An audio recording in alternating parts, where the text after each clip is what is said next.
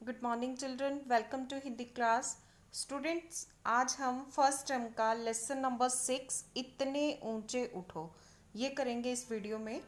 तो ये जो चैप्टर है इतने ऊंचे उठो, ये एक पोएम है, कविता है। और इस कविता में कवि ने क्या बताया हुआ है कि जैसे कवि बच्चों को सारे भेदभाव, द्वेष, ईर्ष्या से ऊपर उठने की प्रेरणा दे रहा है। मीन्स कवि बच्चों से ये कहना चाहता है कि सारे दुनिया के जो भेदभाव हैं, द्वेष है मीन्स दूसरों से ईर्ष्या करना या द्वेष है आपस में बैर रखना, उस सबको दूर करके ऊंचे उठना है। और कवि चाहता है कि पुरानी जितनी भी परंपराएं हैं, हमारे रूढ़िवादी जितनी भी रिवाज हैं, उन सबको त्याग कर नवीनता का संचार करना। नवीनता मीन्स नएपन का संचार करना, कुछ नया लेके आना। और संसारिक वैमनस्य रूपी दलदल से ऊपर उठकर, मीन्स कि जो संसार में बुराइयां फैली हुई हैं, जात पात की, भेदभाव की, इन सब बुराइयों से ऊपर उठकर नई सृष्टि की रचना नई पीढ़ी के हाथों से हो। मीन्स कि एक नया समाज बने, एक नई दुनिया बने। तो ये पॉइंट को एक्सप्लेन करूंगी मैं। क्या बोल रहे कवि, इतने ऊंचे उठो कि जितना उठा गगन है, देखो इस सारी दुनिया को एक दृष्टि से, सिंचित करो धरा समता की भाव दृष्टि से। कवि ये कह रहा है कि हमें दुनिया में इतना ऊंचा उठना है, मीन्स इतना महान बनना है कि जैसे गगन सबसे ऊंचा, आसमान जो है वो सबसे ऊंचा है, तो ऐसी ऊंचाई को छूना है। मीन्स हमें इतने महान बनना है। और ये जो सारी दुनिया है, सारी सृष्टि है, उसे एक ही नज़र से देखना है। मीन्स जितने भी हमारे भेदभाव हैं उन सबको दूर करना है। जैसे यहाँ पे बोला है, जाति भेद की, धर्म वेश की, काले गोरे रंग द्वेष की, ज्वालाओं से जलते जग में इतने शीतल बहो कि जितना मल्ले पवन है। मीन्स हमारे देश के अंदर या संसार के अंदर जितनी भी बुराइयां हैं, जाति भेद की बुराई है या फिर धर्म धर्म की है कि मेरा ये धर्म है, तुम्हारा ये धर्म है, इन सब चीज़ों से हमें ऊपर उठकर, इन सब चीज़ों को ख़त्म करके हमें कैसे बनना है, इतने शीतल बहो कि जितना मल्य पवन है। जैसे कि चंदन की हवा चल रही है, चंदन की सुगंध वाली हवा चल रही है, हमें इतने शीतल बहना है। कहने का मतलब ये है कि सारी बुराइयों को पीछे छोड़कर हमें आगे बढ़ना है।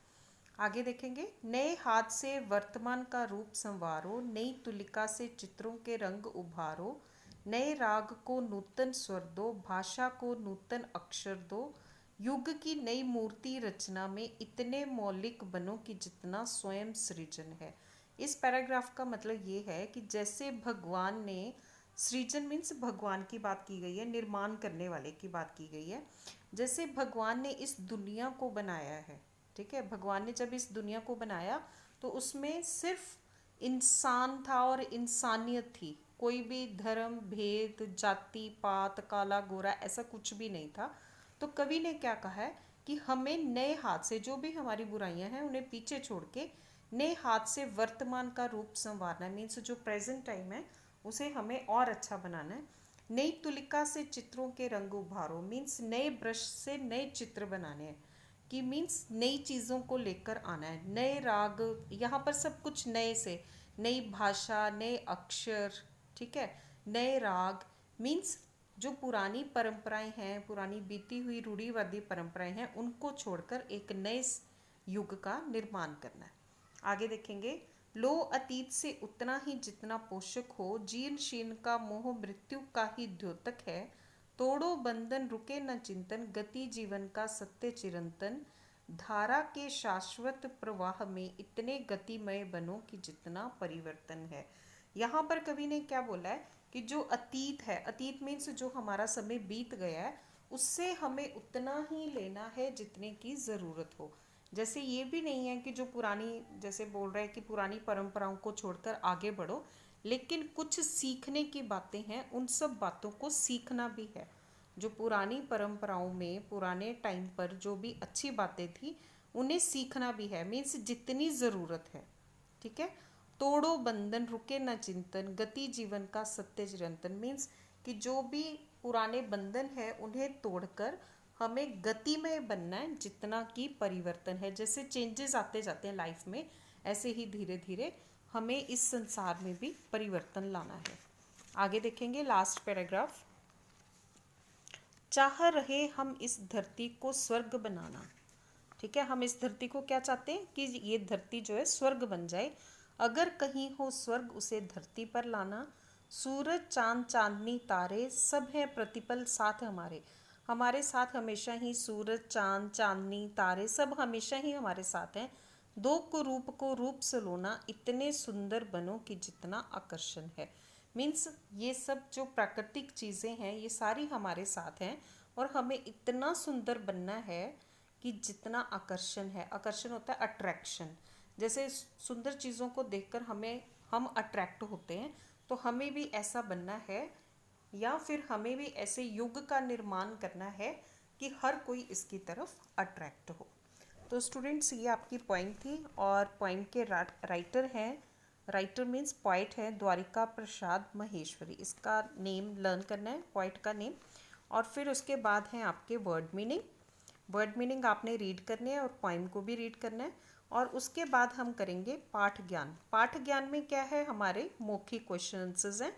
तो फर्स्ट वन देखेंगे, कवि पृथ्वी को किन भावों की वर्षा से सींचना चाहता है। तो आंसर है समानता की वर्षा से। कवि पृथ्वी को समानता के भावों की वर्षा से सींचना चाहता है। देन कवि नए राग और नई भाषा को क्या देना चाहता है। कवि नए राग और नई भाषा को नूतन स्वर और नूतन अक्षर देना चाहता है। मीन्स नए स्वर और नए अक्षर देना चाहता है। आगे देखेंगे, आगे इधर एक पैराग्राफ दिया हुआ है, गद्यांश है। इस गद्यांश को, नॉट गद्यांश, इट्स पद्यांश, मीन्स जो पोएम है उसका पैराग्राफ है। तो इसे पढ़कर कुछ नीचे क्वेश्चन है उनके आंसर्स देने हैं।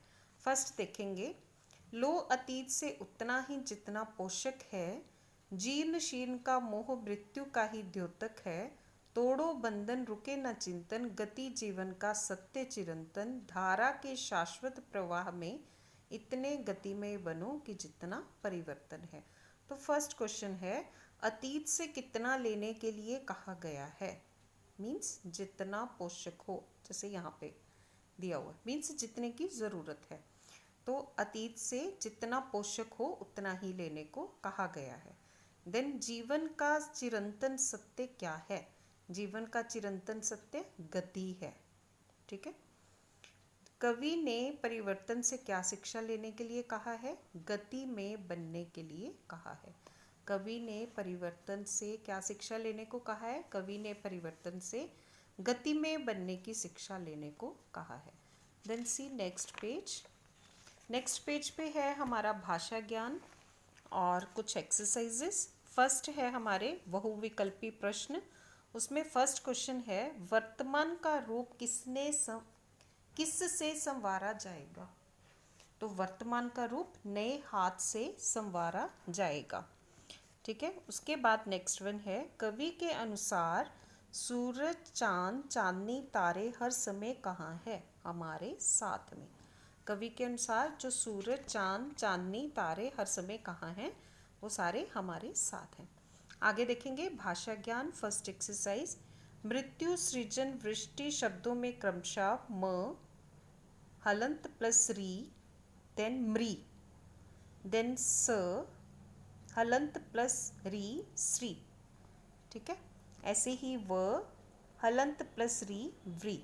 तो यहाँ पर री की मात्रा का प्रयोग किया गया। अब हमने क्या करना है, सोचकर 4 ऐसे शब्द लिखें जिनमें री की मात्रा का प्रयोग किया गया हो। री की मात्रा कौन सी होती है, जो नीचे लगती है, लाइक दिस, वृक्ष, श्रृंखला, श्रृंगार, दृष्टि। ठीक है, आप कोई भी वर्ड लिख सकते हैं। देन नेक्स्ट है हमारा नेक्स्ट एक्सरसाइज, निम्नलिखित शब्दों से चुनकर विलोम शब्द लिखिए। विलोम मीन्स जो ऑपोजिट होते हैं, जो उल्टा अर्थ बताते हैं, उन्हें हम विलोम शब्द कहते हैं।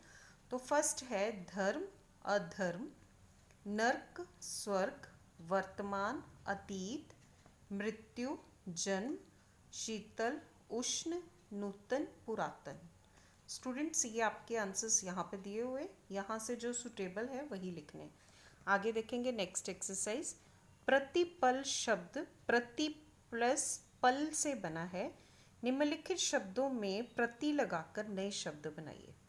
यहाँ पर प्रति लगाकर हमने नए शब्द बनाने हैं, जैसे प्रति प्लस दिन, प्रतिदिन, प्रति प्लस व्यक्ति, प्रति व्यक्ति, देन प्रति प्लस क्षण, प्रतिक्षण, देन प्रति प्लस एक, प्रत्येक। यहाँ पर प्रति एक नहीं आएगा, प्रत्येक। इन दोनों को मिलाकर हमारा शब्द बना प्रत्येक। So be careful when you write the spelling. Then next exercise, निम्नलिखित विकल्पों में से जो परस्पर पर्यायवाची नहीं है उन पर क्रॉस का चिन्ह लगाइए। यहाँ पर कुछ पर्यायवाची शब्द दिए हुए हैं, जो पर्यायवाची नहीं है उसमें क्रॉस लगाना है। 3 इसमें पर्यायवाची हैं। पहले देखेंगे आकाश, गगन, नभ, अंबर, विस्तार। विस्तार इसका पर्यायवाची नहीं है तो इसके ऊपर हम क्रॉस लगा देंगे। देन पृथ्वी, धरा, मैदान, अचला, वसुधा। तो मैदान इसमें पर्यायवाची नहीं है तो मैदान पे क्रॉस लगा देंगे। देन नेक्स्ट चांद, शशि, इंदु, निशि, चंद्रमा। तो निशि के ऊपर क्रॉस। देन सूरज, भानु, प्रकाश, दिनकर, सूर्य। देन प्रकाश के ऊपर क्रॉस लगाएंगे। तो स्टूडेंट्स इसे लर्न कैसे करना है? आकाश, गगन, नभ, अंबर, पृथ्वी, धरा, अचला, वसुधा, चांद, शशि, इंदु, चंद्रमा, सूरज, भानु, दिनकर, सूर्य। तो स्टूडेंट्स इस तरह से ये आपका लेसन कंप्लीट हो गया है। इसकी सारी भाषा ज्ञान की एक्सरसाइजेस को आपने लर्न करना है और कंप्लीट करना है। Thank you children, God bless you all.